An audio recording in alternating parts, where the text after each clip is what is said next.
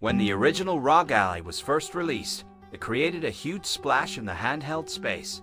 Ever since then, ASUS has been quietly listening not only to the feedback of content creators like myself, but also to users within their community.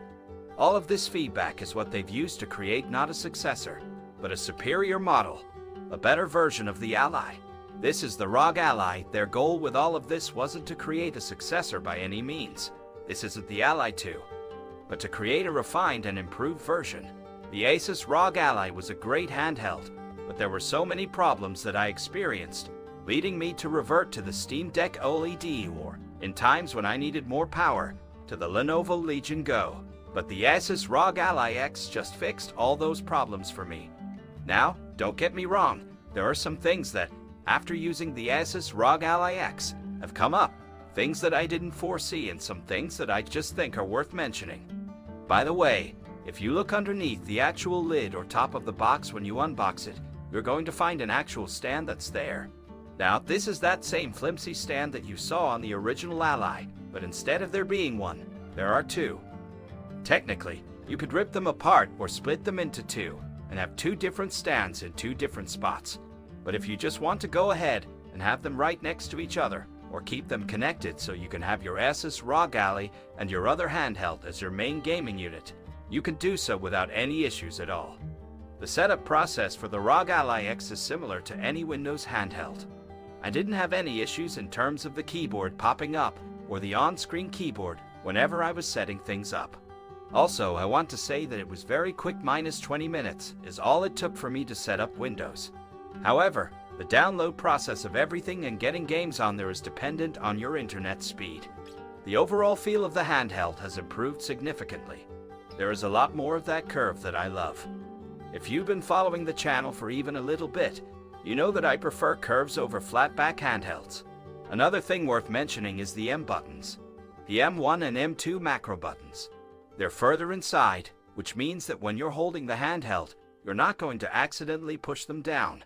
There's a resting spot for your pinky here, and you can game without worrying about anything.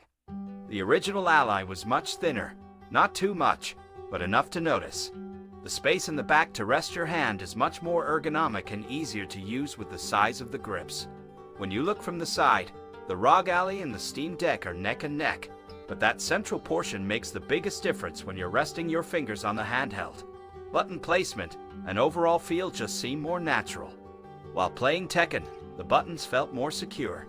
The face buttons are a little bit clickier than the original, but feel much more solid.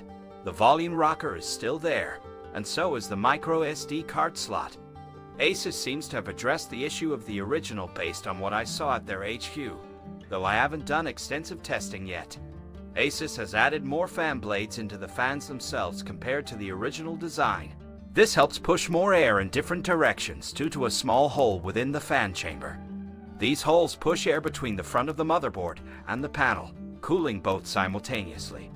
This is a significant improvement because one of the main complaints about the original was its cooling system.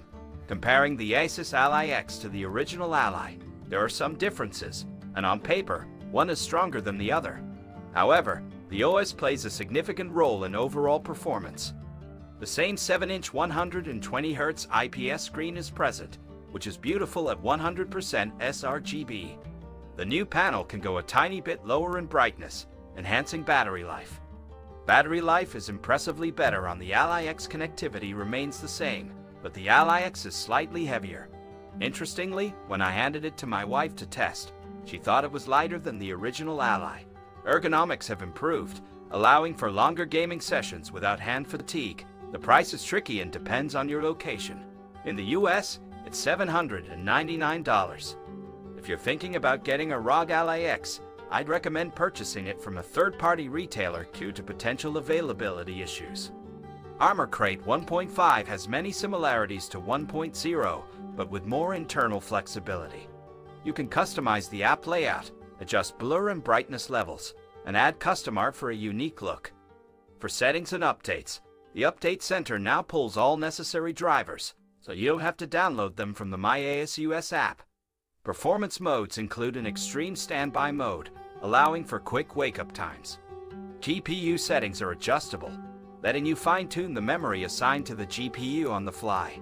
For display settings, you can choose between 720p, 900p, and 1080p resolutions depending on the game, with 720p offering the best battery life.